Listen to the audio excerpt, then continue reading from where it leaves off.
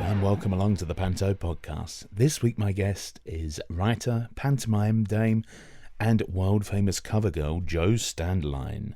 He tells me his life of hoarding, writing and the sensitivity surrounding pantomime. Also, listen out for a snoring doggy in this episode. I'm sure you'll still enjoy it anyway. So please, sit back and enjoy the latest Panto podcast.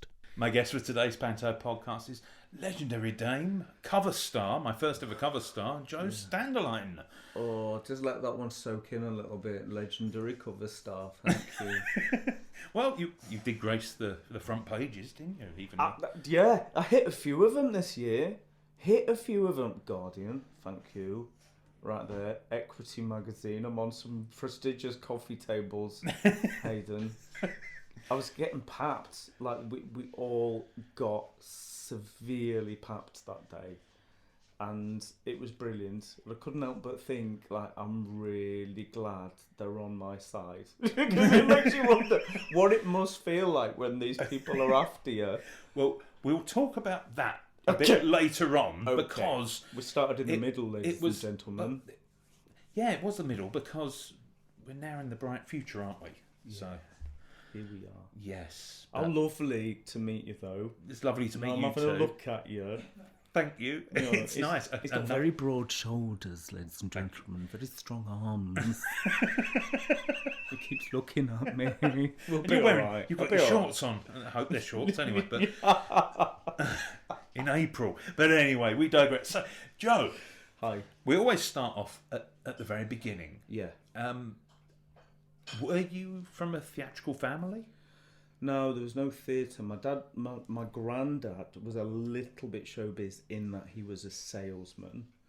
So he used to put dirt and feathers onto the eggs in his grocery store so people bought them. and it worked because he just bought them wherever. I don't know. Well, I kind of know where eggs come from, but I don't know you didn't have chickens in the back of the shop. So there was a little bit of smoke and mirrors in the family with my granddad, and then he ran a pub. So I think if it comes from anywhere genetically, I think it's going to come from him. And my mum wears a lot of purple and tie-dye, so we're a little bit showbiz there. But as far as theatre and entertainment industry and doing it for money, I'm the first one. So what actually made you want to start doing this? Attention, first of all. Fair enough. Yeah, let's be honest about this. I liked showing off and I liked the attention, and it started in school. And I cringe about it a little bit. There was a really strict teacher who didn't have a sense of humour. And we'd have to sit there'd be a test every Friday. And on Monday, according to the test results, you had to sit in a different place in the class. So if you weren't very clever, you'd be sitting right at the front near this miserable teacher. And if you were great, you'd be sitting at the back. So there I was at the front again. And on Friday afternoon, we got to do a little bit of showing off and drama. And because I'm a very shy person and was a very shy, one little child. And I suddenly started to give it like the whole Danny LaRue in front of everybody. I pulled a little desk and made myself a little set. Can't remember what I said and what I did, but I do sort of vaguely remember his face. Thinking like a monster had been created in my classroom. I felt that as well. Thinking, oh no. And my granddad did, I learned afterwards, like regularly warn my mother, to look out because... he thought I was going to be a theatrical or musical, as some people might describe it. So if it's in you, it's in you, isn't it? Yeah. And it came out. You can't keep it in. No, and then did that sort of get encouraged at all? No, discouraged really. Oh. Well, not in a really horrible way, just in a well-meaning. It's a lottery, isn't it? I'm lucky. I've sort of worked most of the time, but it hasn't been glittering. And not coming from a family that have been in this industry, and I totally understand why they think that. But if you haven't been on Corrie a lot, it's not a successful career, you know. So it's driving home that surviving side of it for, you know, X number of decades that I feel like it's been successful, continues to be, but not from a showbiz family. So there's nothing really to draw on. You know, you build your own contacts, you build your own interests and passions, and find your own roots. As long as I get to do a little bit of showing off somewhere with people or cameras, I like that. I haven't done a lot of that, but I've done a bit of that, and I like that. And that, you know, I grow up, and I've still haven't grown out of showing off. Let's be entirely honest, but I have grasped the element of storytelling and art. I'm an artist, Hayden. Yes. Not just to show off. I've said it. Now I've got to believe it. So how did you sort of move from show off child through to taking it a little bit more seriously? It was community theatre that gave me my first employment opportunity. It was youth theatre that gave me my first performance experience, where you're learning scripts and you're getting into the story and the philosophy, and you're learning how to work together. Scunthorpe I started off, and Scunthorpe Youth Theatre was amazing. We had amazing writers. Richard Cameron wrote a lot of our stuff. Amazing directors, and I grew so much, and I felt so safe in that community of people there. And I'm trying to, yeah, I'll say it because I think it's true. If it wasn't for Scunthorpe Youth Theatre, I'd probably have got a job somewhere else. You know, just a job. Because it felt like a possibility, and it was a possibility, and that's where it started. A few years, not long after that, I had a friend that moved to university in Liverpool. I asked if I wanted to go there, because I wasn't going to university, because I didn't. Can you hear that banging? It's my staff in the kitchen. I'm having something prepared. We're having snacks afterwards. Don't feel jealous. So, Johnny, shut up.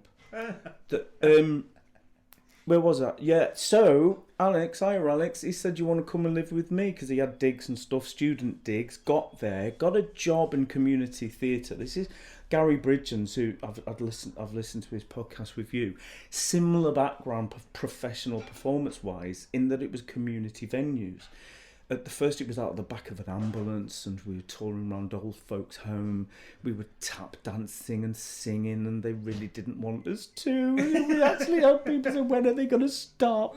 Get them out of here. It was horrible. And then, you know, the next season we'd be in nursery schools, and often at the time got asked to play girl characters and female roles. There's a pattern forming here.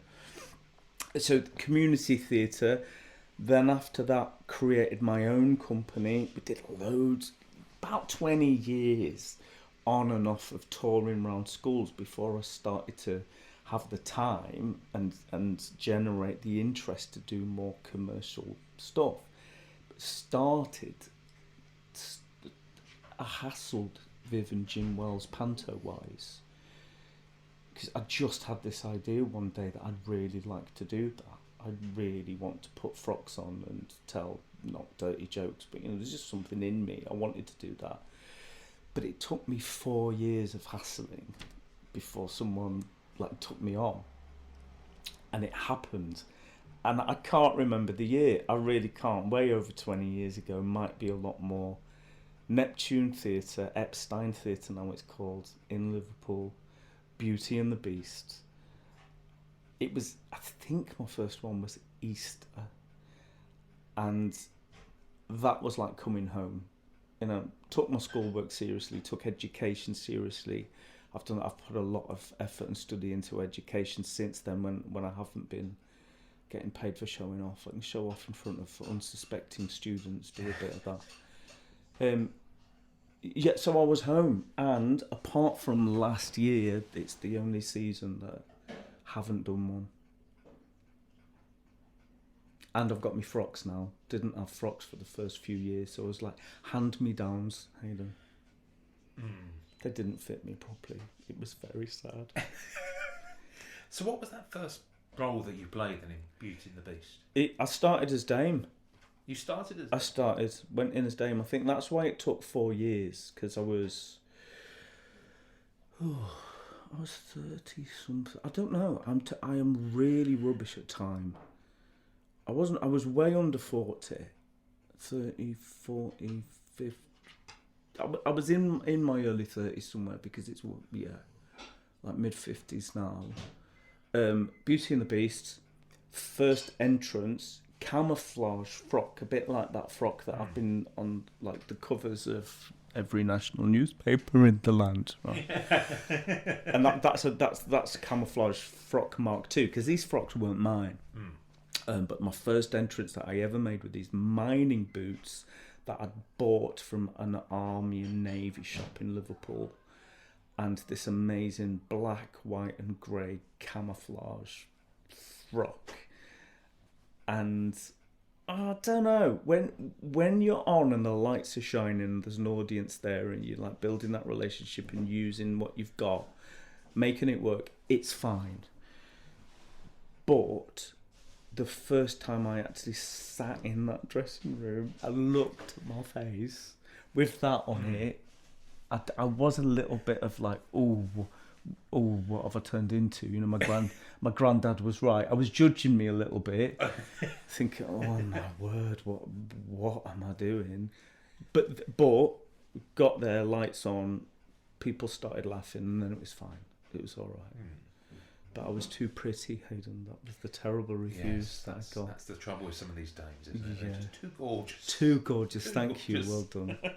Did you go and see many pantos then when you were a child? No. No. I remember going to see one in a college somewhere, and that was really great. I remember there was one at the Plowright Theatre. I think it's called the Plowright now. It's called Scunthorpe Civic Theatre at the time. Pinocchio. I shouted things out to the poor actor playing the cricket because I thought he looked like a frog, and it got a really big laugh. I thought, listen to all of these people laughing at me more than him. I found kindness since then. I'm actually quite nice. I wasn't then. Obviously, destroying. Has anybody ever heckled you?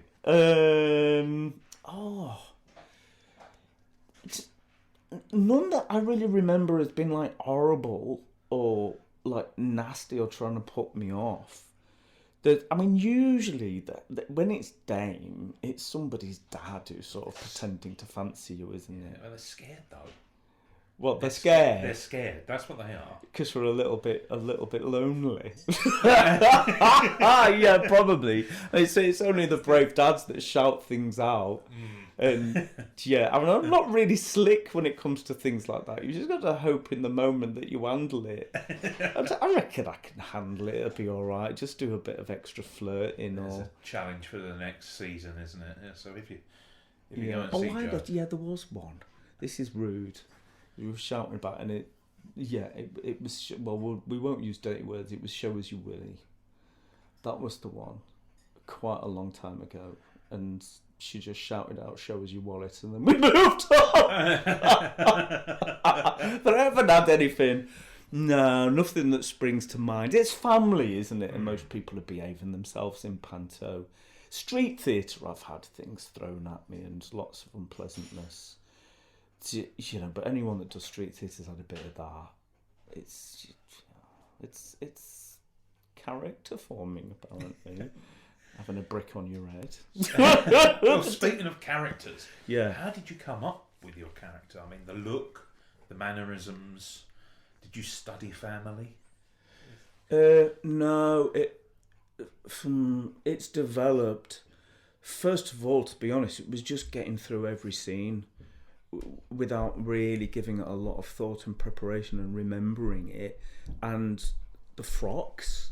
That, you know, what am I going to put on next, and is this funny? And I had this really awful habit at the beginning because I was so underconfident, and I don't think I look nervous, but she started laughing at her own jokes.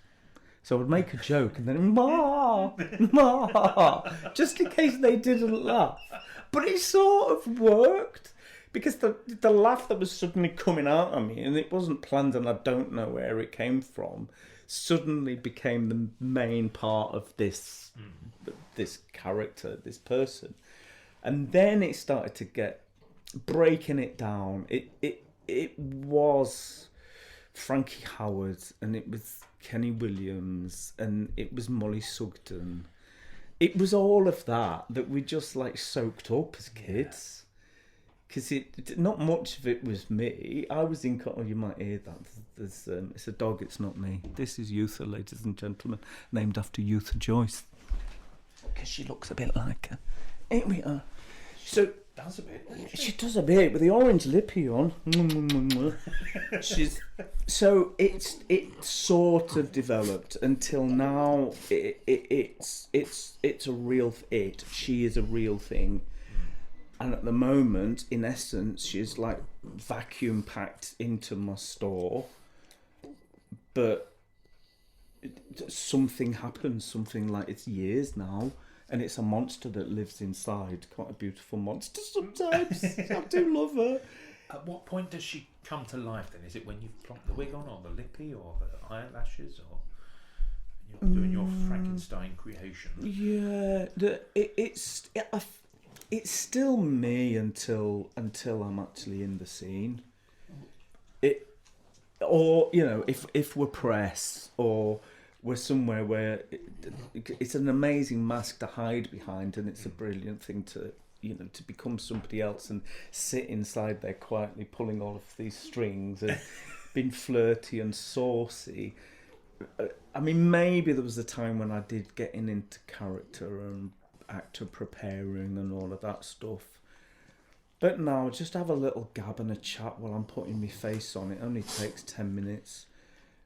And the character, doesn't really appear until I'm on. In rehearsal though, Hayden, that's always odd. The first day of rehearsal when I look like me, but I'm behaving and sounding like her. That is a little bit like, oh. And it's the only time when, unless you've worked with the cast before, it's the only time they really get to see what I look like. Because they've left the theatre, or it's taking me a bit longer to take my face off, and they suddenly get to know that version of you. And who was talking on one of? I've heard one of yours recently. It was Brad. Brad Fitt was saying like people don't, and I met Brad. Brad Fitt's Theatre 7, innit? Yes. That Brad does. Shrewsbury. And I got to meet him, and I went into his dressing room, and there was this like young, handsome fella. I thought, who are you? What have you done with Brad? And he said, people don't recognise him. And I experienced that as well. You could sort of slip out of the building, and it's good for me. From someone who started off because I wanted the attention, now I actually enjoy the mask of it and I'll try and say this word, anonymity. There you go. Yay. You can have that word for free. I like the fact that I can sort of like walk past people. Not in a sort of, I don't love you, and yes, of course you can have my autograph sort of way if anyone ever thought to ask, but otherwise you've got to go over and insist, haven't you? Yeah, I'll sign that for you. No, it's all right. No, I will. I'll let me start. No, I won't. So it's like a superpower, isn't it? Sneaking past people, and they've just been watching you and like hopefully laughing at your jokes and getting into it. You've just been able to walk past. They don't know. What's it like then when family come to visit and watch you perform? Oh well, it's all right, but I think my mum's never said it because I think she does enjoy it, but I think I'm quite like her. I mean, she's very funny, and my mum's really quite flamboyant the way that she dresses. She came to visit me, Marina. Is it Marina or Marina? We were in where is that? Lowestoft, and she came to see me. There was a Wetherspoons or something next door, and my mum sort of like glides in, in a splendour. It's never real fur, but it's usually a bit furry and fabulous, whatever she's got on. And somebody actually shouted away up, "Here's the pantomime dame." And my mum's shouting, "No, it's not me, it's him." So we've got, I never feel guilty about it as such, because it's a celebration. It's a female character, and I don't get the laughs at taking the mick out of women or been disrespectful to women. And I don't think the humour comes from the fact that I'm a man doing it. I think the character has turned into just a funny cartoon character that happens to be driven by a bloke. But I don't sort of feel like a bloke in a frock doing it. But I'm not a woman, so I don't know what that feels like either. But family coming to see it, well, yeah, because they kind of know what's underneath, don't they? And not many other people do.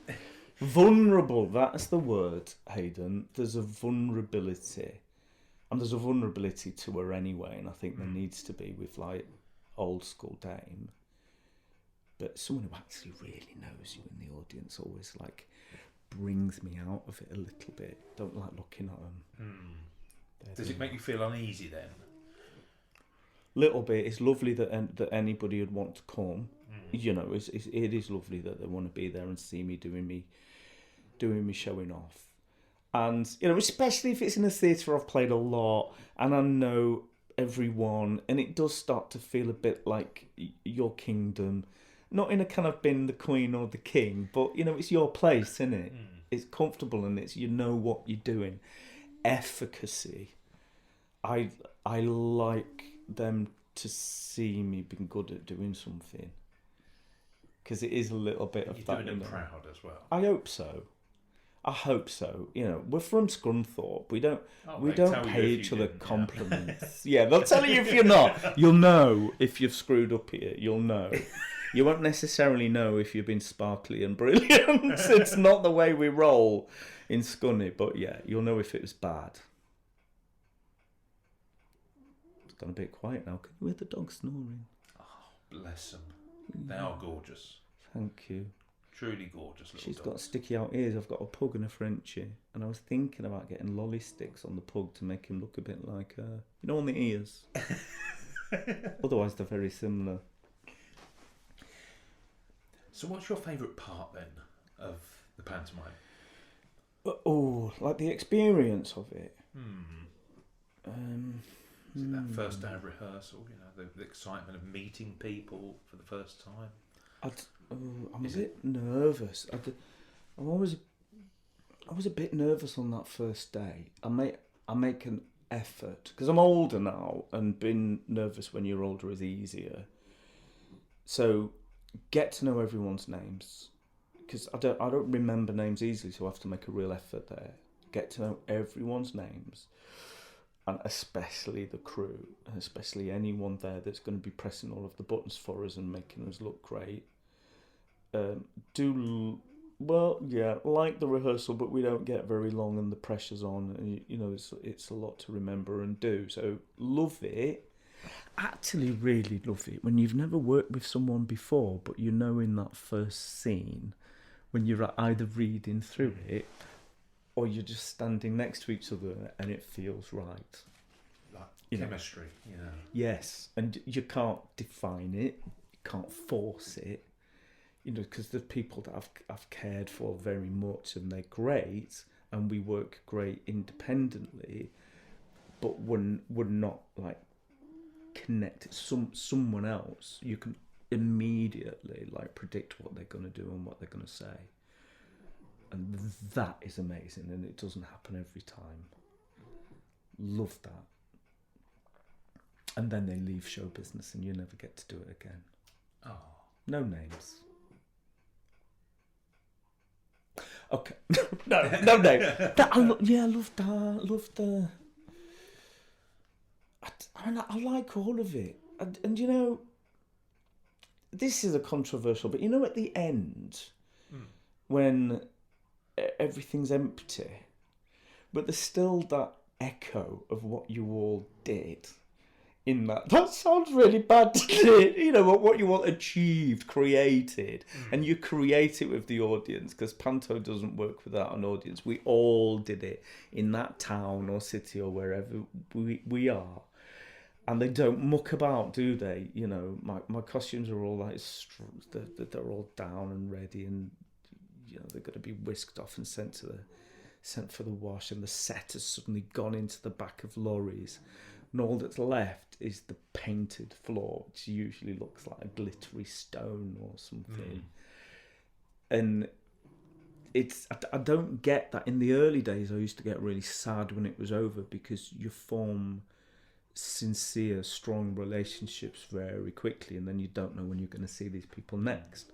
But as you get older, you realise you are going to see them next, and a lot of these people are going to be in your life again, because we're like bad pennies, aren't we? You know, it's like, I felt like I knew. It's the first time we've met today, and I felt, you know, just know you, because I've been listening to your voice for so long. But once you're in each other's lives, you're sort of there in this industry. So it's never quite the end, but I like the fact that has like happened, and now it's empty. There's like nothing there. The lights are off. There's like nothing there. It's like, wow, how did that happen? There is something ethereal about a theatre, though, isn't there? Yeah. Yes, and something slightly spooky about an empty theatre. You know, when you can sort of see the old brickwork at the back, and the tabs have all gone, and the sort of like the old pipes with the electricity running through, especially old theatres with the hemps and stuff, and there's the bits that you don't normally get to see, and a slight eeriness, like a ship that's not in the water, where you can see the underneath of it, and it's a bit, whoa, this isn't right. There's something about this that's a bit wrong, and it's a privilege, because not everyone gets to see that. You don't get to see that when you buy a ticket. What have been your favourite theatres to play then? Epstein, because it was the very first Panto-wise. I worked at Contact years and years and years ago in Manchester. The Lowry I've done a few times on different shows, and love that. Love it, because it's like, it's technically advanced and it's vast. And the first time we walked backstage into that space, it was like an aircraft hangar, and the safety was down, and I wasn't quite sure whether this was the stage or not, because I couldn't see the chairs. And what I love about the Lowry as well, there's two theatres back to back. There's the Keys and the Lyric. The Lyric's a quite big one, and the Keys the little one.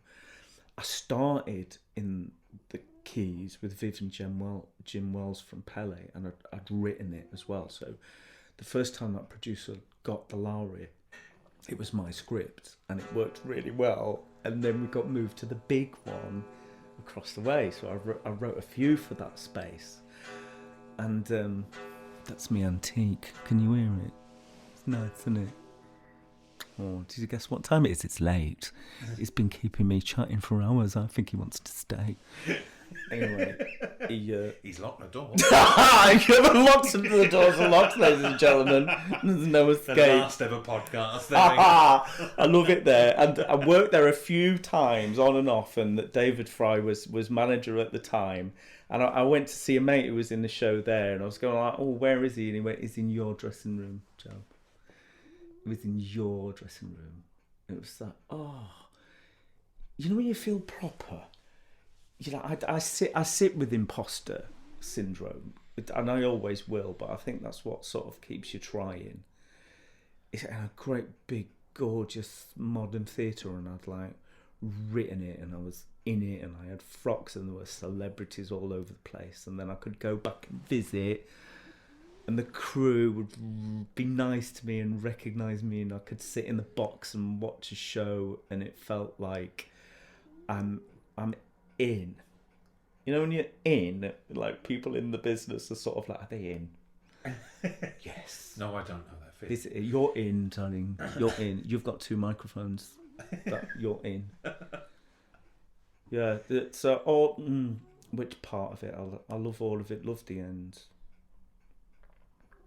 Yeah, that's the question before, wasn't it? That was the question before, but that's fine. Well, just, it's all right. that's all right. Hit me with another one, Mr. Well, Parker. I was asking about theatres because you mentioned relatively new theatres. Yeah. But what about, have you ever played a matchroom?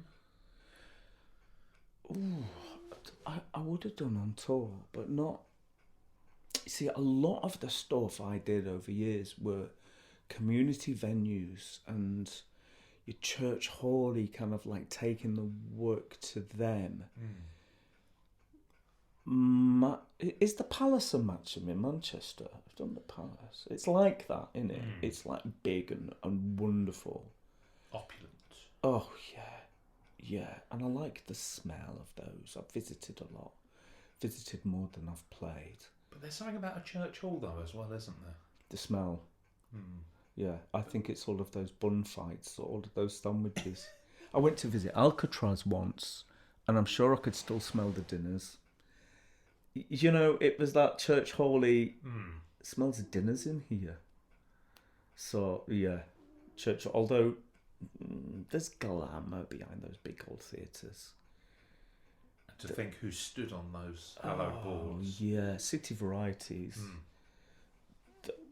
I did end up playing City Varieties like on a one nighter, and I auditioned for Panto a long time ago. Didn't get in there, and I directed something for City Varieties. Begged them for the passerelle, which I got, and sparkly backdrops that they used to use, so they've still got them all. They were there, and I got that standing there. You know, Laurel and Hardy were there, weren't they? Everybody was there in that space. And, you know, really, it's just planks of wood. But it leaves, there's an energy in these places, isn't there? There is. A tangible energy, and it isn't just being starstruck at everything. I think maybe it's the fear that we leave hanging in the air. Or the immense relief at the end of like every single show. I got through it, got away with that one. That was fine. You mentioned a lot of comedy people already. So we've had Frankie Howard, we've had Molly, we've had Kenneth Williams, Charles Hawtrey. I haven't mentioned him, but I not loved yet, him. But so these people of this certain generation. Yeah. Because I was brought up on comedy, but the older generation, my nan and granddad brought me up on things like Non-Wisdom, Will Hay, that. Yeah. And I take it you're the kind of same genre of comedy. It's variety, isn't it? And we still sort of have variety and amazing stand-up comedians, but the vehicles aren't there. The character comedy vehicles, we're not fed that much now, are we? So Panto variety,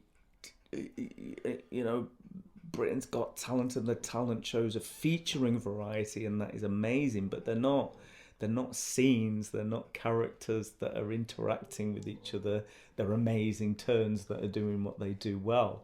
So I think it was unique that you and I were in of that. You're a lot younger than me, Simon, but they forced you, didn't they? They forced you.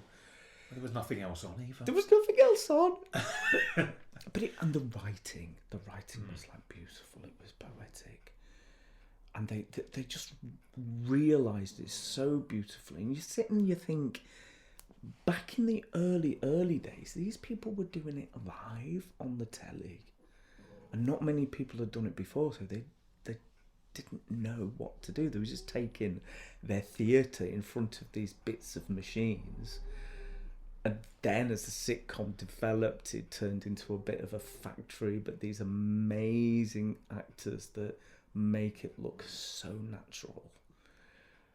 I still think, personally, one of the finest lines or sketches is in Carry On Screaming. I think the writing in that, when they're saying whereabouts or thereabouts, and we're police officers or layabouts.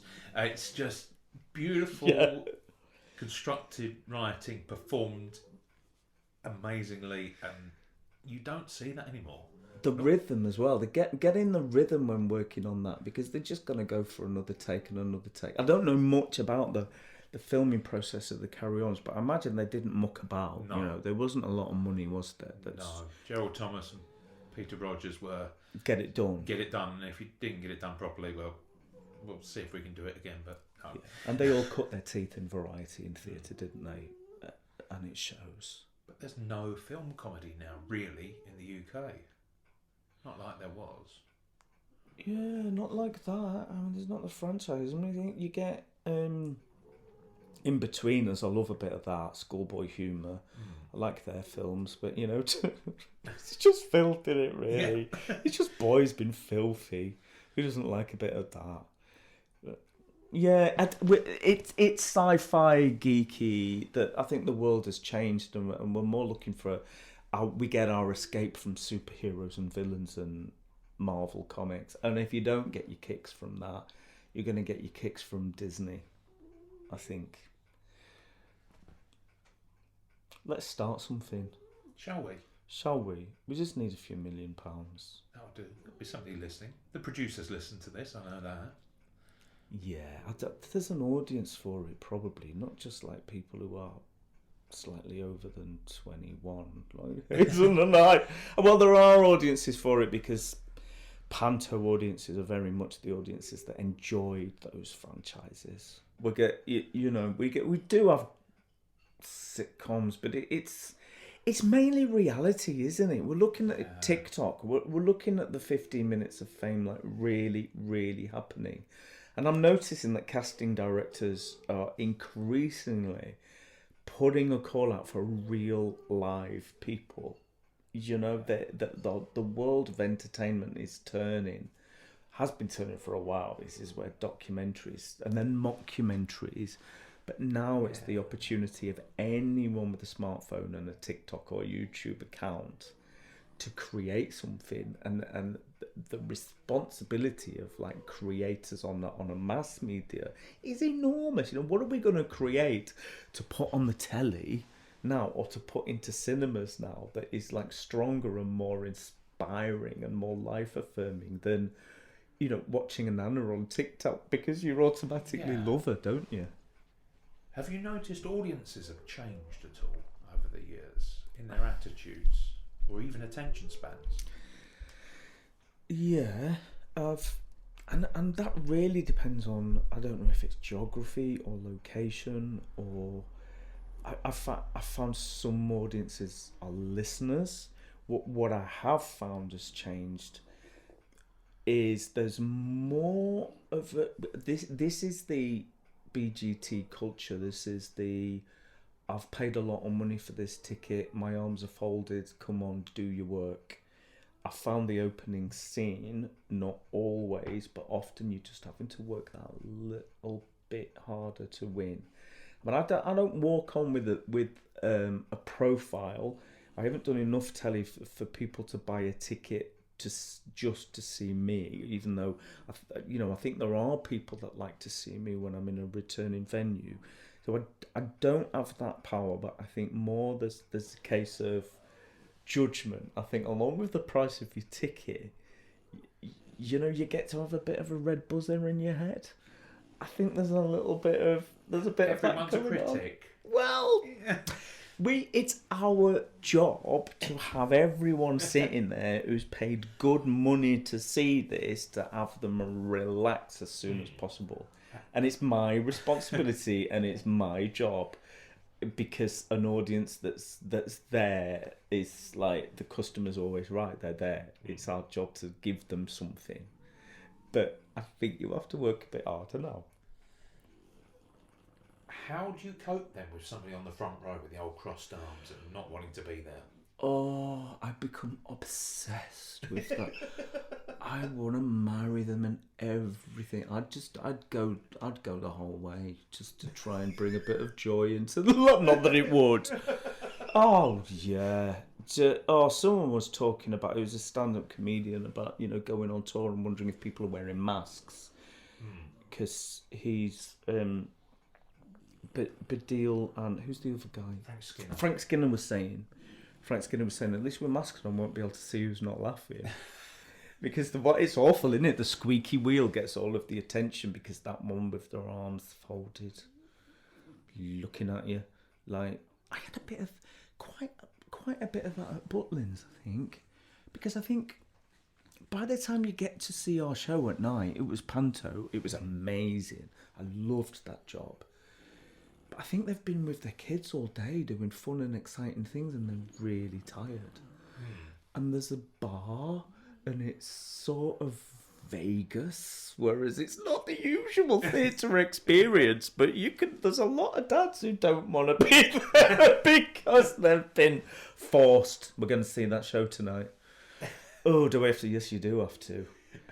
And and when they're clapping at the end, and the first time you see them look, and I do have to admit this, I neglect other members of the audience in favour of the miserable sods at the front, because they deserve to be happy as well. It's not good technique, that is it. Ignore them. You can't ignore them. I think that's why they do it. That's why they do it, isn't it? So you love going off book then? Well, no. If you're allowed, If I'm allowed, those days, that hasn't happened for quite a long time, because things are so technical, aren't they? And with the stopwatch, some of them, aren't they? Oh, absolutely. And I'm not top turn, and I'm quite good at being not top turn, because I know how to shine a light, and I know how to. I'm a very strong support, because that was like years and years of like working in that, and I enjoyed that. I get that. That's why one day I want to be Billy's mum, because I think I know how to do that. I think I'm not saying the other dames don't, but I think I know how to do that. But going off book, I think that would only really happen if I got on the telly a lot. I might be given that space to be able to do that a bit more. But if anyone's going to do that, it's the comic, isn't it? Really, going off book. But Dame, she, sometimes in my slot.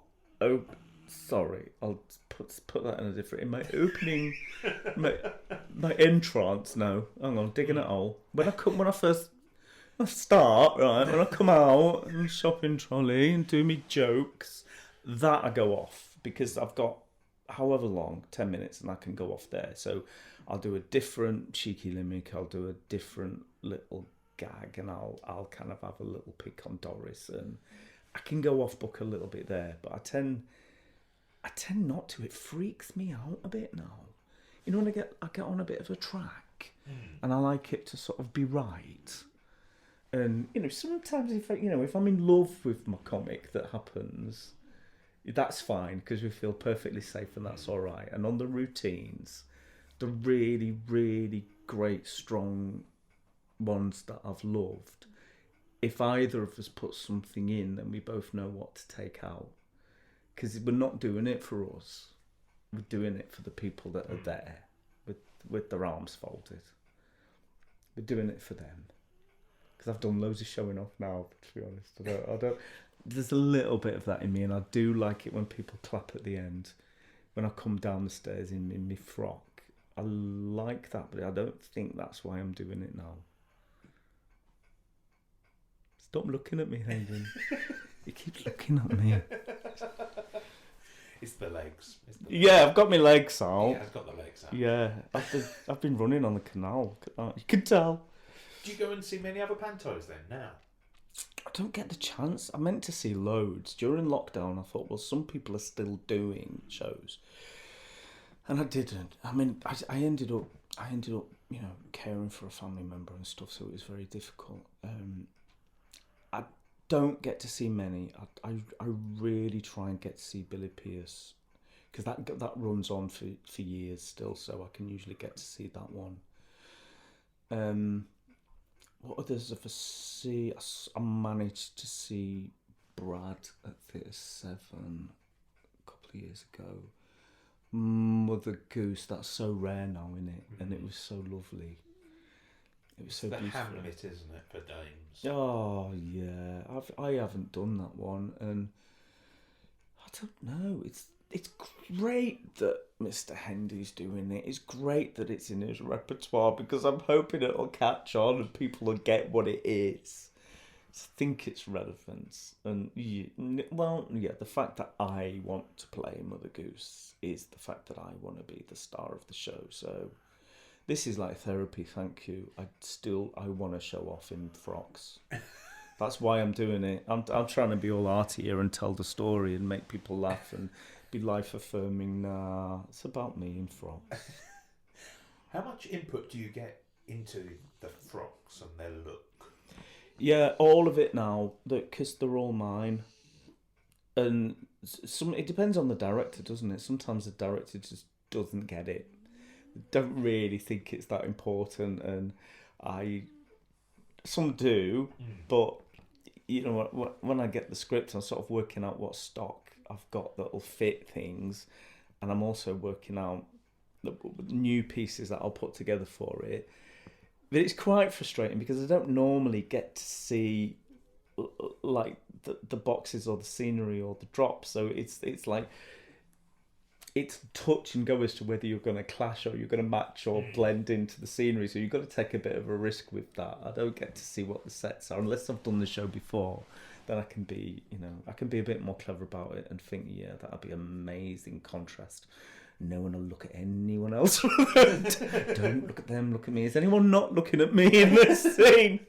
So, yeah, I love getting my own frocks together. I've had a few made. Adele Mitchinson's designed a lot for me. Frank Kershaw's made a lot for me. And I can sort of fix and change things, but I can't really make stuff very well. And I like workers. Like old school workers and a big pair of boots. That's what How she many likes. dresses do you own now? Ooh, we're about 50, I think. You've got the Pantomime Dame hoarder bug then. That's it. Pantomime Dames are hoarders. I'm on record saying it now. You are. Yeah, it's worse than that. I'm stalking hoarder. There were frocks that I think it was Frank Kershaw had made them for Cinderella at the Lowry like donkeys years ago, and there were a couple of them that I really loved. They were great, and one appeared on eBay. One of these frocks, probably could have bought a Gaultier something, but I got so obsessed with it. I've got it. It's in my cupboard upstairs. It's the plainest. Well, it's like a pink thing with white stars on it. And, big. It's really quite simple, but sometimes the simple things like work so well. So I've hunted a few frocks down. They've come back to Daddy.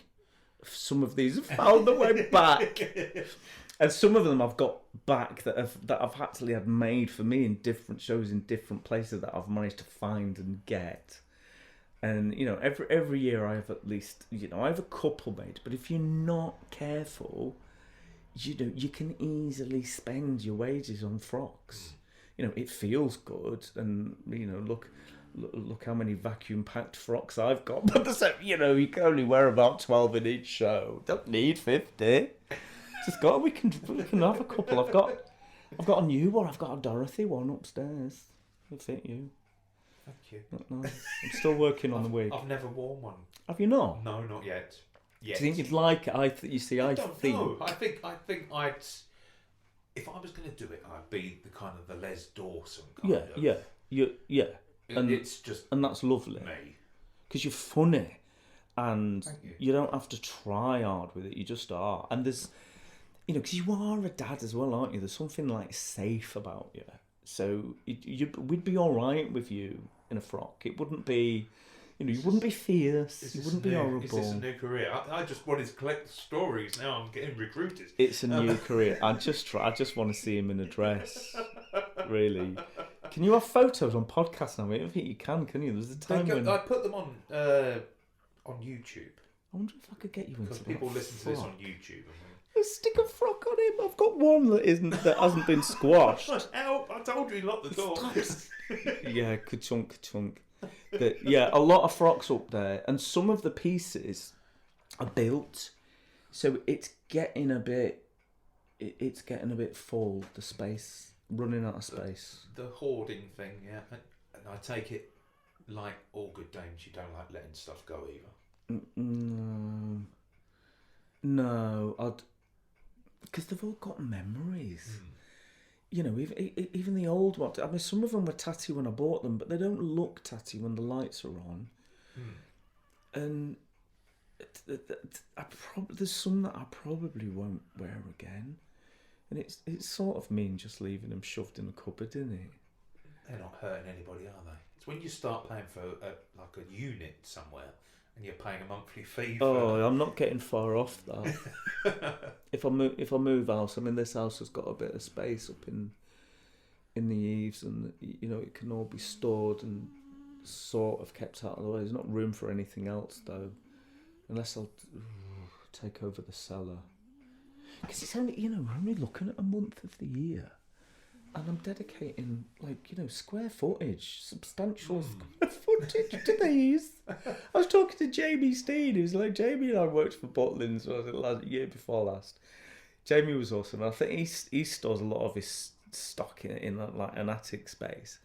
And we're both saying, like, if there are tornadoes should hit our houses, the street would be strewn with feathers and sequins. What a way to go. That would sound incredible. Yeah. What's your favourite entrance then? Did you notice how I didn't go with that one, gentle listeners? I avoided that. He was trying to get me into a dirty little trap. Oh, do you know, I've done shopping trolleys and bicycles, and I absolutely love. Bobby Crush has got a Daimler, hasn't he?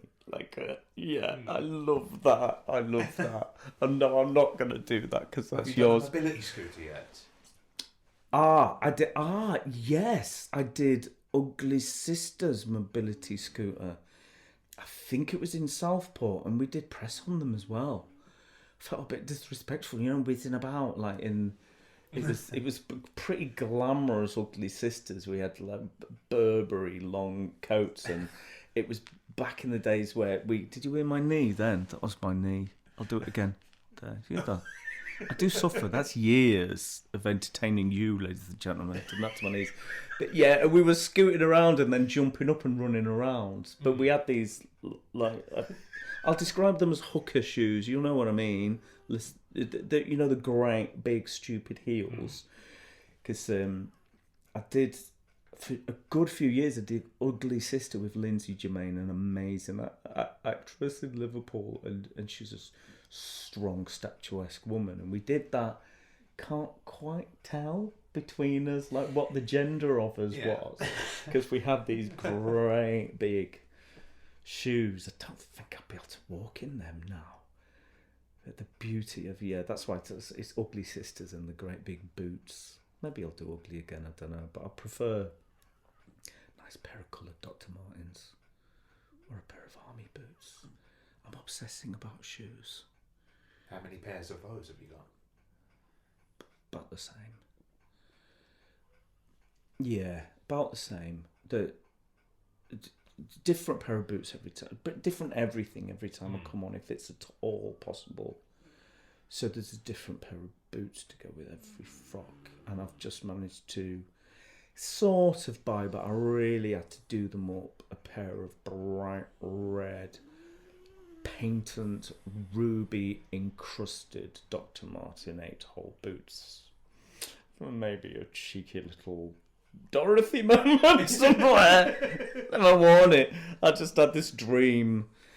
And the pigtails are going to come off. Yes, and you'll be able to pin them like a donkey onto different areas of the frock. I'm selling tickets here, aren't I? Just.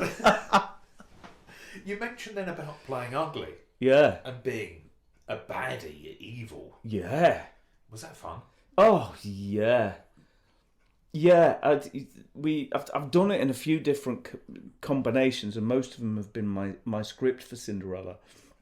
And you find a new energy when you get a different ugly, don't you? I'd done quite a lot with Lindsay, and I used to wind her up and it was scripted and it was strong, but we had this lovely little bit about because I used to wind her up about being butch, and she was going, "Oh, I saw the prince. You see the print? Yes. Did you mention me? Yes. What did you say? No, I can't tell you. No, go on, tell me. No, I can't. You'll be upset. No, you will. I'm not telling you. It'll hurt your feelings. Well, don't tell me then. He said you were mannish. He said you were mannish. He said you were a gob like a docker. And he kissed me. He never did. You know, it goes on like it was that. That was the relationship there. And Scott Morsfold, he was my sister, very ugly girl. And I turned into the glamorous one with him because he was the rough, but making an effort, but he always looked a bit rough. And who else? Oh, I had a glamorous sister as well, Tony. Oh, I'm sorry, Tony. I can't put Tony. Let me have a look at your name. Tony. Yeah, we were glamorous sisters. In fact, it was Tony that did the mobility scooters in Southport, and we had to do a cookery demonstration. And he put more ingredients into the... We were making mussels or something on Southport Market. And Tony had actually managed to out-filth me. Well done. You deserve a prize for that. And you're saying about writing? Yeah. Writing... I haven't done for... I haven't for quite a long time. When I was I wrote all of Viv and Jim's material. They started with stock every time. So it was always a bit of a grey area as to what was mine and what was theirs and what just existed in the world anyway. Because I think everyone's script didn't just start, it wasn't just born there. But I probably got to write every subject apart from Mother Goose for them that happened all over the country. And what I do is adapt it for the casting or adapt it for the place. This still exists. I don't know if they're still relevant now. I'd have to have a word with Viv and Jim to see about who owns it. It's weird that, isn't it? Because you just you create these things out of love, and you're working in the company, and it's your job to write it, and you get your time covered for that, and that's all brilliant. But then afterwards, because Viv and Jim went on to other things, and they're not producing anymore. These sort of things are left hanging there, aren't they? They're like, is that mine? Is that theirs? It's horrible that I'm not much of a businessman. What was your writing process then? I just get it done. You just got to get it done, haven't you? Because there's deadlines, and I'd sit there and I'd sort of watch everything. Well, first of all, the structure. And often the structure would already be there because we kind of know what the stock set is going to be. And, we know what's going to follow what for it to work. So that, and then, this is how the story goes. And these are the elements you've absolutely got to have in it. And these are the characters you've absolutely got to get in it. And shoehorning as much filth into it as I possibly could manage. No, I'm not that rude. It was very family. I'm Mr. Holman I work with as well. I don't write for him, but it's all very family. Knew a lot of the casting, sort of knew their rhythms and their strengths, and heard them do it in your head. Is that how you do it, and you just write it down? Yeah, I think of that person, I think of their strengths, think of their weaknesses. Yes. And tailor it towards them, or hope that that's going to suit them. How are you with... I've had a bit of trouble over the years, because I haven't written Panto for a while, but I've had a bit of trouble with stereotyping. I've had trouble with racial stereotypes in Aladdin. And I've had a bit of trouble along the way with, bad reviews for the script, when it turns out it's only because the Turn couldn't remember what I'd actually written for them. But... these things happen. It happens to me sometimes. We all forget words, but I'd had a really good go at Aladdin, but without it sort of being too sort of Chinese names, and without it being too, I played a couple of tricks with Barbara Barbara Nice, Janice, she was amazing. She was like Genie of the Ring, and the Genie was like a gorgeous, muscly black lad. So I had him doing a bit of the kind of like jive talk, what you might expect, that sort of thing. And then Barbara will nip on and go, "What are you talking like that for, Bradley? What are you, after the private education that I've given you and like giving it all of this streety talk?" So I'm trying to break it up a little bit like that. But, oh dear, they just won a new theatre. I didn't get anywhere near it. Where was it? Oh, I don't know. Let's not mention names. But there was an American actor who was cast because, oh dear, I'm going to say it, according to the people casting, he had a really funny Chinese accent. And I said, please don't get the comedy from that, because we're past that now. And, even though audiences will laugh, we're past that now. But it went ahead and it happened, and it was I got the stick for it in the reviews because it was my script, but it's not how that was written, and it never, I think we evolve, and I don't, as far as the PC argument, I'm not hypersensitive, but I want anyone to sit in that theatre and anyone to have a laugh, and I'm quite happy for happy for someone to have a laugh at my expense if I'm watching the show, but everyone needs to get a bit of it, and it has to be love. As soon as you start pointing fingers and it's nasty, and even if it's not intentionally and deliberately nasty, I don't like that, and we don't need it. And Mr. Holman doesn't do any of that. It's kind, funny, like forward-facing comedy. I've said this before, like one boot in music hall, and the other boot like pointing forwards. Yeah, that's a very good way of calling it, really. I mean, where are you if like there's cisgendered man, me, dressing up as a woman and playing a female character, getting laughs? Because a lot of this has historically come from, it's funny because it's a bloke in a dress. It's funny because of that, maybe. I'm not entirely sure. But I've had people who, it's got a bit deep now, isn't it?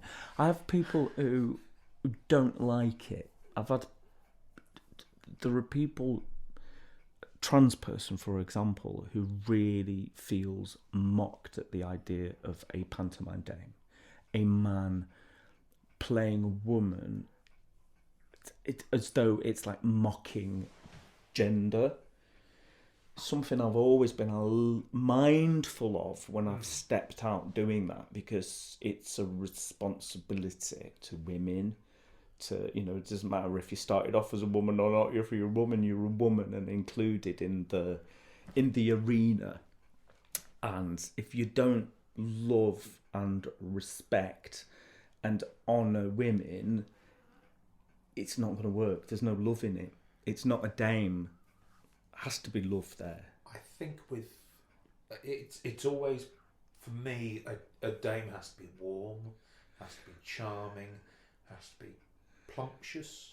Yeah, but plumptious. I can give you that. Well, a skinny dame doesn't really do it for me, shall I say? In terms of giggle factor, you look and you want to laugh, and you're not laughing. It's You want a matron. I want that's a Hattie Jakes kind of funny, warm, caring, a bit saucy. Yeah. And you know that it's, and the guy portraying it is doing it as an homage to women that of yesteryear. It's usually our mums feature very, very heavily in our We're informed by the matriarchs, aren't we? In our families. I mean, as far as like skinny glamour, there's a lot of that, and RuPaul has brought the skill and the art form of drag right to the front, and you know, there aren't as many of us old school guys available for shows. There's only one dame in every show, so I totally understand why gorgeous, glamorous drag artists are taking the function of that character. It's not the dame because it's changed. I prefer Moira Dubois plays the most like beautiful villain. You know, it's, you know, well, she's but obviously that's not making fun a of character women, actress. though. It's a character, and that's what. Not people... making fun of women. No, No, I mean, I don't know it's- if drag is. No, But it's not the same, is it? It's not the same. It's sort of picture postcard kind of. Yeah. And know. do you know, I think vulnerability plays a big part in it. You know, when, you know, Dame can be fierce and protect the kids and stand up to the baddie and be flirty, but just having that little edge of vulnerability, having a little cry. I love it when I can have a little cry. One of my favourite scenes was saying goodbye to Gertie.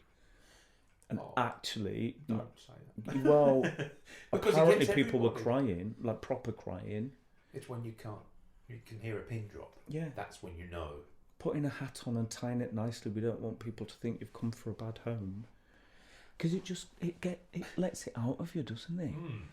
And Matthew Kelly, your conversation with Mr. Kelly, I was working in Leeds, and I was walking into the theatre and I was listening to him talk to you, and he was moaning about the painful shoes. That's what he was saying. And I can't remember the actor that he was working with, but she said, well, Matthew, now you know what it's like to be a woman. There is pain or something, he said, didn't he? Or a bit of suffering. And I think if there's a magic ingredient, it's that vulnerability. And wonky knees. I've got wonky knees, and apparently that's a big thing. Who said that? Giles Brandreth, I think, said wonky knees, funny knees. Funny knees. I've got funny knees. Could you ever play buttons? Because I think you'd be an amazing button. Oh, thank you. Yeah, maybe ideally then, if you let me do a buttons at Easter so I still get to wear my frocks at Christmas. No, I can't No. do that. No. One or the other. No. It's... You see, if I land a telly, like a proper telly, you probably get more for your money if I was buttons because you could see me. That's what a lot of people do. Brad did buttons for 1 year. Really? Yeah, Brad did buttons. I would. I mean, all of my years of like children's theatre and education, years of just and high energy comedy stuff. So I've got it in me. But you also got the cherubic little face. Oh, you see, 55, still got it. But you've Innocence, got, isn't it? It's innocent. A childlike face. You really have, and Get it's away with impish it. and a bit cheeky. But Still not, get away with You it. could still get away with buttons, and It'd be camp though. You see, my buttons. Well, I don't know. I can play the heterosexual characters. It's all the function of the character changes according to the casting, doesn't it? You know, yeah, okay, but yeah, and I think people could believe that I did want to give Cinderella a kiss. I think we could do that because that's really key, isn't it? but it's that innocent childlike nature to you and your manner. I think would Still help do it. that. And yeah, I think I'd do that. I'd be up for that. just as a challenge for you in sort of pro days now. Yeah, To be able to go, yes, I I've can done do that. Yeah, I haven't actually played comic in like commercial traditional theatre like that, but I've done loads of very similar. So it's still in there, and nobody's bigger than the show, are they? You know, if that's the best thing for the show, if that's gonna work. I'd like to see you workshop that. Actually, I think that would be. What, here? Well, I've got we'd need a few other people in, but I just happen to have Yeah, I've got a blue jacket upstairs with lots of buttons on it. It's cool. Haven't considered that for ages. You pigeonhole yourself, don't you? Yeah. I think I could do while that. you can, I think you'd be quite. I think you'd enjoy it. Oh, that's lovely to hear. Because you just and it's lovely to for you to see that I'm still young and gorgeous, because I don't bloody feel it. Well, I'm doing me running and me dieting, because lockdown sort of changed my body drastically and made it a lot bigger, because I haven't been like a little person for a long time. But possibility, thank you. But I couldn't see you as a villain at all. You seem too nice to be a villain. I have played villains. They're usually quite camp and stupid. My ugly sister is, but that's a whole new level of villain, isn't it? It's I wouldn't cast me as Abanazar. No. I could, if I had to, if somebody was ill, I could. It'll be a one-off, I know that. It would be a one-off, yeah. It would be a battle between whoever would be playing Dame in that show would hate me. How many Dames are in this? Just you and me, babe. Michael Garland, you lovely man. He had more makeup on than I did, but he's an amazing Abanazar. Michael's like one of those actors who's got the most powerful diaphragm in the world.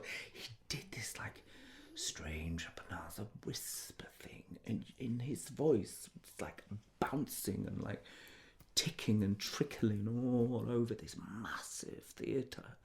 He's that's old school actors, and we're running out of those guys. And his Abanazar, he had the most glittery, fabulous eyebrows. Thankfully, I'm not really into glamour. I prefer to look like a cartoon nana than anything too gorgeous, or else we'd probably have been fighting terribly. Well, you were obviously picked up and chosen out of the crowd because you were a cover girl this last year. Here we are. Oh. So, obviously horrible times, the old COVID times. Yeah. Yeah. Would you mind telling us the story about how it began? Yeah. What happened on the day? Paul Tate was he was talking to someone in Equity. I keep calling him Ian Fleming, but it's not Ian Fleming, is it? Sorry, Mr. Fleming. I think I almost introduced him as Ian Fleming in front of all of the people of the press at this rally I was suddenly asked if I'd introduce everyone, and sort of did it. So, Paul rallied round Dame guys. He put the call out there to see who could go to Westminster with our Dame frocks, and peaceful demonstration, but just highlight the fact, not just Dames, but most people that worked in hospitality and entertainment had been left high and dry. So, the structure of a lot of the way I work, like my company is a limited company. We were, a lot of us were facing financial hardship, but that wasn't the point of doing it, because at the time it looked like I was going to have some teaching work on the horizon. But there were a lot of our beautiful boys and girls out there in the dark who normally wear black t-shirts and trousers who press buttons for us. There was like a bit of everyone there, but we were the ones to put a show on for the press so that they could take a photo and they could pin an image to this request. It was a plea for help, and we're still there. And so we were papped, and it was kind of great. I was like working out. I'd stayed, got a hotel in Covent Garden, and I was thinking, should I actually put my frock on and like walk on my own? I'm actually shy and vulnerable. Thinking like, so it turns out that I could take my suitcase to the Equity office, and we put on. Gary was there. Put our stuff on. And then we marched through the West End, all the way through Westminster. And we weren't left alone for any of it. And every time we stopped, somebody wanted to interview someone or somebody else wanted to take a photo. And it was good because we knew that we were going to be raising some attention for this story. But it was also exciting on a personal level because, people were interested. And I just happened to have on me a rather large pair of Union Jack knickers with SOS written on, which accidentally fell off, Hayden, right in front of members of the press, in front of nearly every West End theatre that we walked past. And then I was holding them up as a flag. And it's, the cover of the Advocacy magazine, Guardian front page. There were quite a number of nationals. It was an iconic image. And we had a mask on. So there was superhero, I'll say this word again, anonymity that came along with it, because nobody quite knew who we were. We were just like these dame superheroes that came to save the day, and sort of worked. It's in that it got us a bit of attention. And I was stopped in the street, producer person who's just going, would you mind doing an interview for the BBC? I said, no, of course not. And, I see all of me like sisters marching away. I was thinking, I'll make it quick. I've got my sound bites ready. I've still got a mask on, so sounds like that one we've been interviewed. And my lips were a mess. I'd spent hours on them before we got there. And then, what's he called? Will, he's got a GOP40 name. The arts guy. Yes, Will Gompertz. Oh, thank you. Yes. He appears out of nowhere, towering above me. It wasn't him that asked. So he started giving me, hardcore political interview. And they with me frock on, and he's like a sister person just disappeared. This camera in my face, and I was suddenly sort of thinking don't make a show of yourself, sound like you know what you're doing. And I'm saying, well, there's all of these people, placards, and I sounded eloquent at the time, I think. And then he just suddenly throws at me, so £54 million not enough for you, is it? Well, it's just a big number until somebody actually gets given the money, isn't it? And then sashay away. I won that one. Stressful, though. It's actually stressful. I was a secret celebrity for just a few hours in that day, and it's exciting and exhilarating, but it's really quite scary.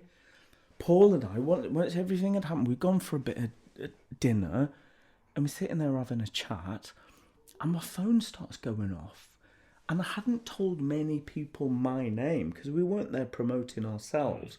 A couple of reporters along the day, throughout the day, on my Twitter, requests pinging up for interviews, and then my agent called while we're still sitting there having a bite to eat, and Mariella from Froststruck Times Radio wanted me on live in something like 20 minutes and counting. It's like, when they want you, Hayden, they could find you. But also there was a pandemic. Well, there still is. There still is. But the thing with that was that also terrifying? Travelling to London, in a pandemic. Oh, we just had a mask on. Everything was safe. Everyone that was involved in that was strictly guided and briefed, and no one was on the train. Hardly anyone was in the hotel. Everybody on the march. It wasn't a case of shoulder to shoulder close together. Everything was done. The last thing we wanted was for it to be turned around by saying, look at these gang of people, they're kind of rubbing up against each other in ladies' clothes, wanting to, get some attention. So, pandemic, no rules were broken. Nothing's changed yet. 50% capacity, is it, for a show to start making money? I'm not blaming anyone at all. And I had an interview for the BBC when I came back. Politics North. I had a spotty shirt on. And it was a case of key workers, and I think with people in the entertainment industry generally, if you're not in the industry or you've never really sort of been involved in it, where entertainers were quite light. We're not necessarily frontline or that important when it comes to life and death. I'd say key workers right to the front of every queue every time. But when it comes to like getting our bills paid and helping us survive until we can get a job, please just help us a bit. Please just keep us going. Rather than put in a big photo of a beautiful ballet dancer up on placards saying that Fatima's next job is going to be in cyber, which undervalued everything that we all do, whether you're like working the lights or in front of the lights. It was suddenly professional value went, like back in Elizabethan like vagabond days, where we're not actually a part of our society. Yeah. And giving back, how many people turn to your podcasts? How many people put the telly on? How many people like listen to music? And it's all from people like us, isn't it? Well, I think a lot of people. There was the comment a while ago about every time you watch Netflix during the pandemic. Yeah. Oh, there we go. That's an hour. Is this already? We've been at it for ages. 2 hours, yeah. 2 hours, yeah. Just get comfy. You're not getting out. Have we got enough tape? Yes. No, the thing I was saying was Netflix. Every TV show that people have watched over the pandemic is all arts creatives. Yeah. But people seem to think, oh no, it's not. That's not art. And it makes money. We're talk. Everyone starts talking about billions when it comes down to helping people, which is a scary number for me. Never met any billionaires. I don't even know how many zeros it is. But it's the tax that arts pays and media, and we're talking. I think it was like 11 billion a year. Well, I know it's more than Premier League football. And there's some big zeros as well. So 54. It's a lot, million, but again, it's nothing until somebody's given it. But we generate, if we have to be turned into a bank statement, we do plenty of that. Panto keeps theatres alive. It kind of gives me a nice whack at Christmas as well and keeps me going. It is a business. It is an industry. But above and beyond that, it's culture, isn't it? And there is value in culture. And I'm happy to drive a Tesco lorry. I haven't needed to do it because, one, I got the support of the Theatre Artists Fund that came to my rescue and the rescue of a lot of other people. Then I managed to get a teaching contract to keep me going for the next period of time. So I've survived this just about financially, but I'm aware a lot of people haven't, and not everyone can get the Tesco driving jobs, can they? How's it felt for you not to be entertaining people? Well, that's all right. Because, we there's other priorities, and, you can see me on Netflix, Hayden. You're not going to go with, you can see me, you're not going to miss me. But first, something happened. Like, during the first lockdown, you see, me in my house with, cameras and a couple of tripods and lights that I kind of have for doing self-tape auditions and stuff. All of those frocks, something was going to happen. It was like, monkeys and typewriters and infinite amount of like opportunity. So I just started doing Nurse Nora Bone, she's called. I'm not the only person in the world that's ever called themselves Nora Bone. I'm fully aware of that, and I'm sorry if you're Nora Bone as well. But Nurse Nora Bone suddenly came crawling out of the eaves with this YouTube channel. And I was actually proud of some of them. They were a bit filthy. Well, saucy wasn't actually dirty rude, was it? I mean, so a few of those happened. So I did still get to do it. And I became obsessed about learning how to edit things. And they're very like tricksy and silly because I was just like, oh, how'd you do that? And how'd you do that? So I'm doing too much, in the edit. And I'm sitting right here now with me. There it is. Get me MacBook out of the cupboard and had my earphones on and like obsessively editing all of these little bits together. And I suppose, driven by the desire to entertain the greater public, but really it was just because I needed. It was going to happen. It was going to happen. But to see the actual face of the audience, what's that going to be like? Walking back out on those on the boards. Do you think you'll be nervous? No, I don't know. Or apprehensive? I don't know. You see, it was last minute when Mr. Holman decided, for very valid reasons, that he couldn't do the show because we were going to do it, a version of Peter Pan, Bridge Spa. And it was all happening. The frocks were ready, they were there, it was going, and then it just couldn't happen. And it wouldn't have been the same. Covered faces and separated, and I think the audience would have experienced the story, but we wouldn't have been able to generate that together. The audience is part of the game. Yes, absolutely part of the show, part of the energy of it, and I think next season, unless something like horrible happens, it's gonna be a wonderful riot. It's going to be, isn't it? Yeah, it's gonna be wonderful. We're gonna be having notes after every show. Less of that, less of this, less of that. Rein yourselves in. Wind your neck in, Standerline. It's not your show.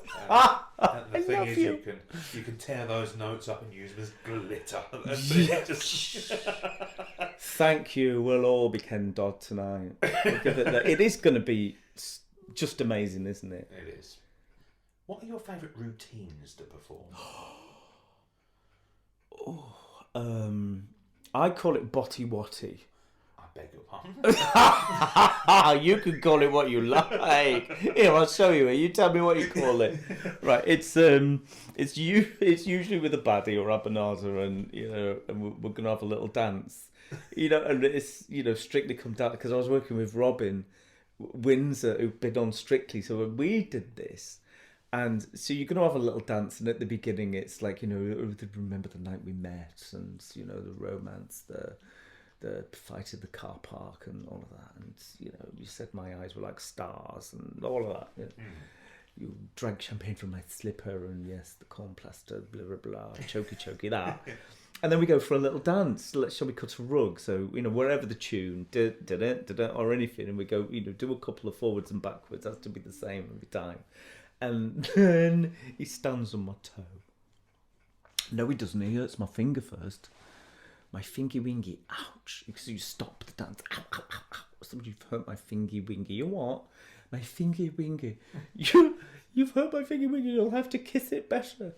You know where this is going now. Of course you've seen it. And so you get a little, take your glove off.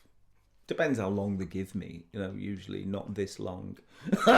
And kisses my finger, and then we go back to it, and then he hurts my toesy woesy. Then the kneesy wheezy goes, and then I hurl myself onto the floor, landing smack on me back end. And I've usually got a target or something on the back of my drawers. I love it. I really love it. Oh, ow, oh, it really hurts this time in all of that. You're going to have to, no. And there's a couple of ways of tagging this at the end. It's like he pretends that he heard kick instead of kiss. And then but I won't have him kick me. Not because of my status, but it's back to, You don't put a custard pie in your mum's face. You don't kick your mum because it's not funny. So he tries to do the shalla, shalla, shalla, and of course the kids really want him to kick me because they're horrible. But then the cutest little kid from the juvenile dancing team comes on and then like kicks him up the bum, and then his head goes right into my bum, and then we got the end. It's all about the bottom. The bottom. That I think is one of my favourites, but probably done them all now. I've got a little collection of them. I love that one because it's just one that I've sort of made now. Have you ever hurt yourself then? Yeah. First time ever, there was a pair of the pair of miner's boots or army boots that I've got, are steel toe capped, that I bought for my first ever show, and I think it might have even been the first show when I'd sort of like, you know, bent my toe to give it some kind of like look at me at the end of my song pose, and something went a bit crack on my big toe, and it's never been right since. It's a tiny bit buniony, but even right at the beginning, there's a little bit of damage going on there, and because I was young and you don't feel it, that happened there. I've pulled things in quick changes, you know, been in a hurry, and you know, you've done it 100 times, and then that particular show, you pull your boots on, and then it really, really hurts. There was one that was a really narrow a miss. It was an opening night of Wizard of Oz at the Lowry, so we weren't Panto. It was, you know, it was the RSC like movie version of it, but on stage. Act 2, going through the gates of the Emerald City. They were kind of like big glittery gates that like were braced at the bottom, and we step through the doors, and they just take them up. But they actually took them up a bit early, and I was the last one to step through. I was Tin Man, who, thankfully, I'm quite padded because I've got me sort of metal looking, but it's all like foam rubber sort of stuff, and my axe, and the back of my foot as I step through, it catches the brace, catches the back of my foot, and takes me up. And this is the aircraft hangar lyric theatre at the Lowry, so I was up quickly because this is all motorised and it's fast. And I had to very quickly make a decision. Am I going to actually go up to the flight deck there, or am I going to unhook myself and fall? So I unhooked myself and I fell, which was fine because I'd sort of managed to... Like, I had mechanism in the back that was like, first of all, I had a harness on underneath the outfit for the flying sequences, a bit that were going to come a little bit later on. Then I had this little thing that was like a mini smoke machine that made stuff come out of the top of my funnel. So I had to make sure in that split second that I was going to land on a bit that wasn't equipment, my equipment personally, or that. And because my axe like hit the ground, and the song's still going, and everyone's ha ha ha ho, ho, he's dead. Oh shit! No one's told us to stop yet. When the song keeps going, and I get up and I sort of go into the wing. Craig gets his little torch out, Craig Price, and he's like shining it in my eyes and doing all of this stuff, and it's like that. We're just looking at each other, and he's sussing me out because I could walk fine, and I was fine. And walked back out and got like the biggest reaction I've ever got because just walked back out and the song was still going on, and it was marvellous. It was my show. Dorothy Who, Hayden. Dorothy Who. That could have been nasty. No, just little bumps, and I walked into a piece of... Somebody had put a flat in a different place. I've walked into a flat. I noticed later on when I couldn't see as well in the dark. You know, when this happens when you're more than 20, and you just come running off full of energy. And before you've lost that energy, it kind of like hits the side of a flat. So that's happened. Nothing drastic though. Oh, good. I'm alright. And what about a slosh scene? Do you like the slosh? Yeah, like that. Yes, I love the timing of it. I like slosh when you're with someone who gets it, who knows what's funny and why it's funny and keeps it tight. Yeah, haven't done a lot of it, but yeah, I'm absolutely fine with that. I don't mind putting the face back on, but if I am gonna get it, I'm not the last person to get it. Somebody else is gonna get it a lot more, because again, it's putting a pie in your mother's face. So it's very rare that I've actually ever taken that part of it. It's normally bits of dust and bits of stuff. But yeah, done slosh. It's all right. Paul Hendy does great slosh, doesn't he? He does that bathroom one. That looks amazing. It looks dangerous. It does look slippy. dangerous. But people want to see people getting hurt, don't they? They're horrible people. It's kind of funny, isn't it? They want to see us losing it. Yeah, and I didn't want to see like wigs falling off. I don't like it. I don't know. Under the right circumstances, is absolutely fine. But I've had comics in the past who, and I'll do this, and I'll do this, and then I'll just then I'll pull his wig off, and you think, no, you won't. And this is when the comic's like profile, or and you're having to have a quiet word, because if I don't even like it when it falls off accidentally, even though it's really, really funny. It's no longer this cartoon character that's been created, and I feel so very naked and vulnerable when that happens. Because it's me standing. It's like forgetting to put your pants on. Yes. Don't like that. Though Ugly Sister, it works. But I have a skull cap on if I'm going to do that as Ugly Sister. What would be your advice for up and coming dames?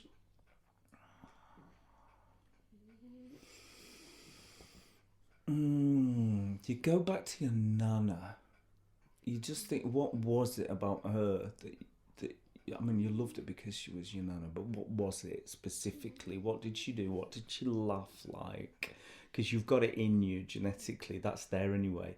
You don't have to try to be a lady. You don't have to try and play that, because that'll just come out of you. And if it doesn't, it's great, because it's just your masculinity, and you become a little bit more vulnerable because you're wearing that frock and you've got the boots on. But Colin Bean, I think it was Watford Palace Hayden that he did for years. I tried to have a look to see if it definitely was that theatre. Colin was in Dad's Army for years, playing, I think it was called Private Sponge. Yeah.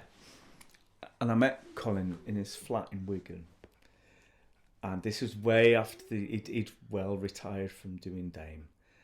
And we had a piece of cake, and he had this beautiful bone-handled knife, and he cut the piece of cake, and we had a cup of tea. And we talked for hours, and he took out this little tin, because Colin was working back in the days when you couldn't really buy eyelashes, or, you couldn't buy many cosmetics, and he taught me how to make these eyelashes out of buttonhole thread and spirit gum, and he gave me this tin that had some of his in it, and they're really heavy to wear, so I don't wear that. But I think it was Barry North who was talking about using after eight wrappers one time. Was that on your? Did I hear that on your podcast? No, I've not had Barry on yet. Oh, okay. So I think it was that. Anyway, I now make them out of after eight wrappers. They're great for eyelashes, and they're bigger. They're bigger than normal. I know you can buy some pretty big, silly drag eyelashes, but if you don't want to be drag and you want to be Dame with cartoon eyelashes, get your after eight wrappers and just cut them. But another thing that Colin taught me is white gloves. And don't have to be white gloves, but white gloves are the best. If you want to be that, still have one of your boots in musical and variety while you take the baton forward in your style and your way, and make it yours, which is just as important. I'd say have a pair of white gloves, and have quite a lot of pairs so that they don't look dirty. Because even if you've been a little bit smutty and cheeky, if you've got white hands, it's always clean. It's always clean. And they can see your hands. They can see it. It's there. That's it. And then you make it, if this is the first time you do it, just trust in yourself and do it. Because you're not going to get the role unless someone's seen it in you. You've already got it. Don't stress about it. You're gonna be telling other people how to do this in a few years. You're in charge. Do it. Just get on with it. There'll be a guest on this before you know him. Yeah, exactly. Yeah. Who is he? Who? Do you have any rituals you do? You're a believer in theatrical folklore and superstition? No. Has that question gone out the window then? Well, I don't. Let me have a think. I have a little towel, and I've got a makeup box, but I don't actually use that much. I've got a blue, I've got a white, I've got my lippy, I've got foundation and a bit of blusher, and that's it. It kind of there's an order to putting the face on. I think that's probably a ritual. I don't think I'm superstitious. No, I don't. No. Okay. I've worked with a lot of people. I have from the Richmond. James from the Richmond. He's so meticulous, and he'd have a lot of bits, and they'd all be like perfectly placed. And I remember doing this in Grimsby, where he'd be on and I was getting changed, and I was just going like move something on his desk a little bit. And he'd know every time. He'd come back and he'd like have to put it back. He'd have to put it back. And I stopped doing it because it'd actually hurt him. It like messed with his soul.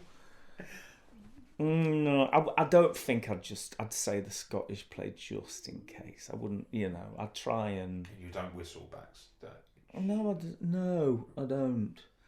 And that's probably more to do with upsetting other people than it is me being scared. I mean, it's back in the day, innit, when the fly, I'll say boys, because it probably was boys, used to whistle to each other to tell them when to drop stuff. So, that's practical.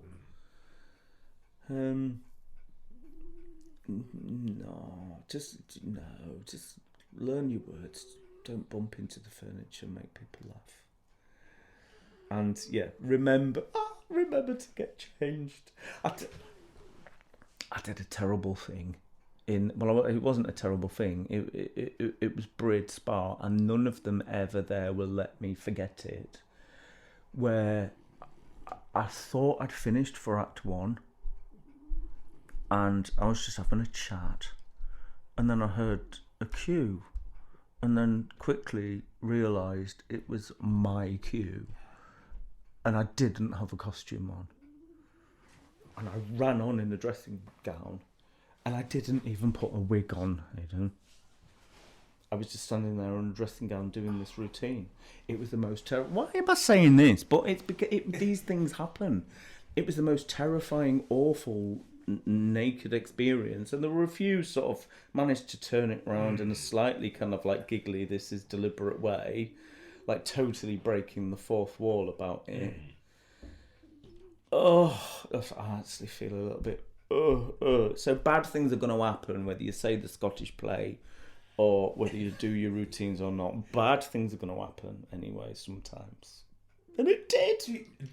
I'm surprised that's the sort of thing people would have a dream about. Yeah, it was horrible. It was utterly awful, and I felt really ashamed of myself and still feel like cold sweat.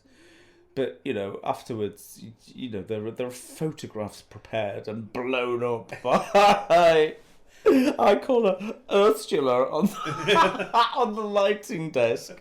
So, there's still a lot of love in the room, and nobody died. It was just horrible for me. And when you do that, nobody can make you feel better about it other than having a laugh and fessing up to. There was another one years and years back. But bear in mind, I've been doing this for decades, and I know some of you people have never made a mistake ever in your life, and I love you for it. Well done. However, there was Chesney, dear Chesney. Chesney and I were like that. I won't show you what I'm doing. And we had this scene, and it was Jack, and there was a cow, and there was like a piece of fake fruit on the floor.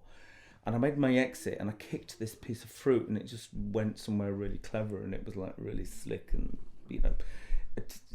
internal plasticity for those for those Stanislavskians. It was just great, and I'm so excited. I went to my dressing room again.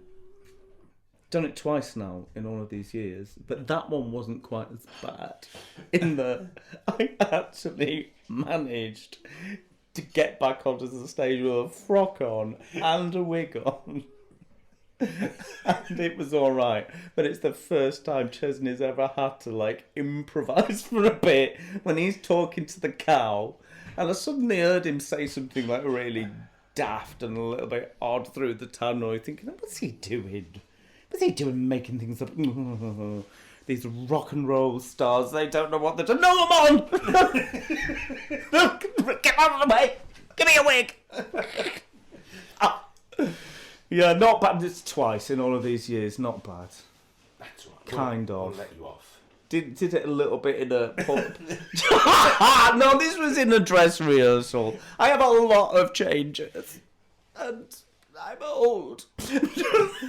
But Paul, it was in the dress, something went a little bit awry with costume changes. Didn't quite have the time to do it, that one, when we were still working out. So, it wasn't me being utterly daft. And I came running on in basically underwear. Paul noted, in the notes afterwards, we need to work out, can you do that change in time? Do we need to do anything? I said, no, I can, it's all right. And he said, I particularly admired the way you came on with your gloves on. So everything else was knickers and bras all over the place, bloomers, bras. Still had my gloves on. Probably still had my gloves on with the dressing gown.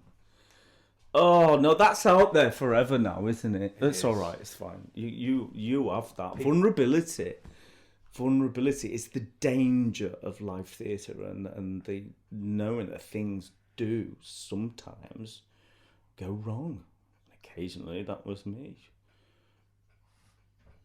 Ask me something, Hazen. I'm going to cry. I'm so disappointed. How do you keep yourself fit and healthy during a run? Usually the show itself does that. The rehearsal up to it, the choreography I have to work hard at. I usually have a little word with the choreographer and ask if I can stand behind them. So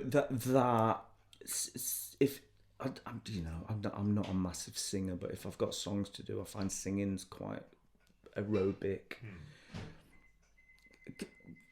Get back into it. It's sort of built into my bones now, I think. There's a bit of me in reserve that can just do it, and rather than it getting easier towards the end of the run, because you're sort of getting more tired, I just get smaller. My body gets smaller. I think most of us do in Panto, don't we? If you're in a run and you're doing that stuff every day. But I'm lucky, really, because my bones are all right. I'm all right. I haven't lost any energy yet, and she's got energy. What about the coughs and colds and winter lurgy? Yeah, I've done that. I've thrown up. We've all had that, haven't we? I've never I've never not done one. Just carry on, buckets in the wings, puking everywhere, and then somebody else gets it. Just get on with Dr. it. Footlights. Yeah. It's not very nice, because there's always that thought, am I actually going to throw up on my frock in front of people? But it hasn't happened much. Nah, colds. Yeah, I've never had like full on flu. But I've heard of people on Panto podcast saying, it just gets to that point where it is not physically possible to do it, or you can't do it. But I've also heard of like top turns who've entirely lost their voice. I'm not going to say who. There was a guy who just could not make a noise out of his gob, and he was the singer, but he still went on. But that's one of the dancing guys to speak his lines. So I think, well, okay, the audience still gets to see him, and there's talking, and he can just mime. And this dancer lad had a fabulous lisp. I mean, I'm camp. this guy was amazing. He had it all, and I'm sure he was overdoing it. Just kind of had a layer of butchness onto this poor fella who's feeling like crap, but still turned up for the job and did it. Oh, Have you ever thought about writing your memoirs? Oh, I haven't actually. Not really. I've still got a load of teenage diaries, but that's stopped. They'd be hilarious now, probably. But yeah, no, I'm not going to let those out into the world. I've already fessed up that I went on in a dressing gown. But maybe maybe. You also think in terms of it being commercial, don't you? And unless people have seen your face on the telly a lot, who's going to buy it? And then I'm thinking, well, the really exciting stuff would probably be the stuff that people don't want you to write. You could change the names, couldn't you? Could change the names, yeah. What do you want to be called? Thank you. He's still locked the door. Yeah, he can't get out. Well, I tell you what, on that note... It's 11 o'clock, look at that. I know. We've been here for hours, can't you talk? Me? It goes Me? on. It doesn't half go on, ladies and gentlemen. I've loved it, What a lovely surprise. Well, I'm going to ask you that last question. Oh, that one? That one. Okay. So, it's your dream Panto, so you could be in it, you could be in the stalls watching it, the cast could be alive or dead, you choose the production, and the theatre. Oh, I've given it some thought. The choices are endless. So, this is for you as well. And we need a time machine. We need a very well stocked bar. Because I think it was going to be Carry On Carpet, but we're going to do Carry On Carriage, Hayden. Right? Yeah. And I know you've got. We probably have the same casting, don't we? let me just look at my little piece of paper. You are prepared. Well, I had to. This is the thing of legend, dear. You're in it. With me, yeah. We're not in it much. We're heralds, you see. I just thought, but ball scene or something. The beginning of the ball scene, we can herald the entrance of everyone. You have a trumpet, with the flag. Like the horn. Yes. Yeah, with a little flag and a long. You can have the long flag. I need it. Yeah, you got the trump. So we'll be in it a bit, but this is something that we've got to watch, isn't it? And I think Jim Dale is going to be our prince. Yeah, because he just would be. And I do think, even though he was a clown, he's a good-looking, fine, handsome fella, and it would work. And I think it'd be really quite funny to have Dandini as Charles Hawtrey, because they're just so different. It's just so stupid, and I love it in the productions I've done when you just think no one is ever gonna think you're him. Yeah, that is never gonna happen. Babs, Cinders. We may have to. It depends. Our time machine. We may have to age-wise just go back a little bit and have the. What an amazing actor! What an amazing actor in every way. Funny, sexy, powerful, just Shakespearean, wonderful actor. And I saw her in Panto as well in Nottingham. I saw her. So perhaps Jim Dale, Charles Hawtrey Dandini, and I'm wondering if Ken should be Chamberlain. Or Hattie is gonna be fairy godmother, isn't she? Of course. You've dreamt about this. I have. We're watching this. I want to see a fly as well.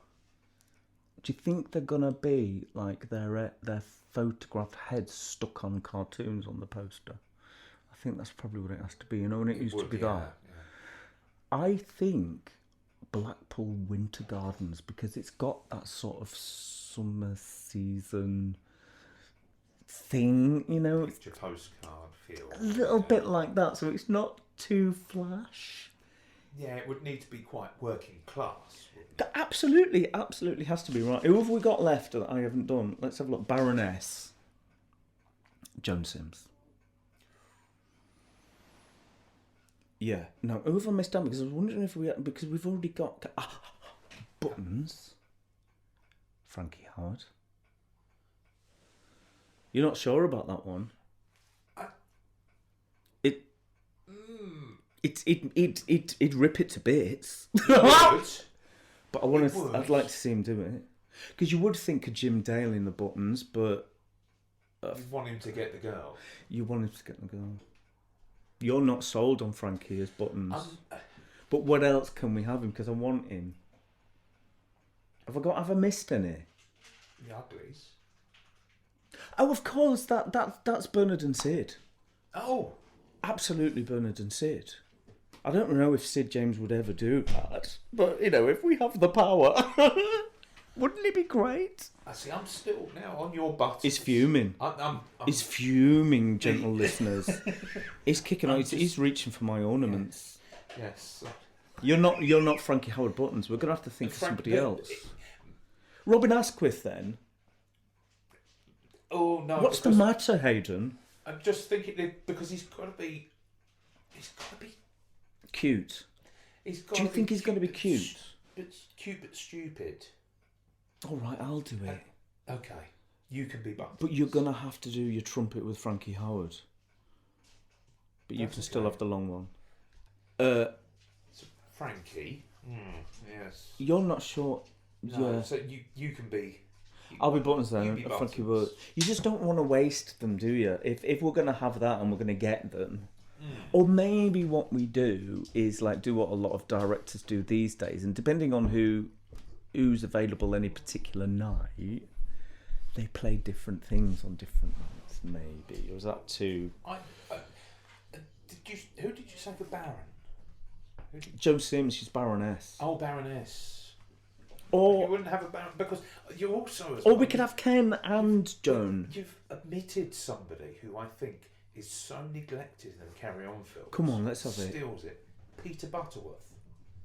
I don't know. I'm just doing a little search for this, right? And I put it into Facebook, thinking that Josh Fiddler's just going to turn up on my face. It's Lays. Peter Butterworth. It's 11 o'clock. He's been talking at me for like 5 hours. I just want to get to the end of this bit. I just made it up. I pretended I'd planned. Just want him out of here now. I'm locking the door. We ran out of tape 2 hours ago. Oh, mate. You see, yeah, you're just chatting. Peter Butterworth. Peter Butterworth. You'll recognise him. Yeah, let's have a look. Peter Butter. But it's a really hard question, that, and a really fun question because of course. And I always think he was a the dirty farmer guy. Dirty farmer guy. Where's he gone? Gone for a pee. And, oh yeah, Carry On Screaming, To Sarge. steal every scene, and I think he's got to be in it somewhere. We'll get him in it. I mean, maybe Carry On Carpet because I think there's more characters. Well, Joe, thank you so much for taking part in the Panto podcast. Do you know, it's been a lovely surprise, and it's really nice. And I always thought you'd wear something when you did this, but it's fine. You be you. Ta-ra. Ta-ra. Oh, you're not going anywhere, are you? Now we try and find the key. Guess where I've put it, Aidan? It's been an absolute pleasure. Ow! Come here.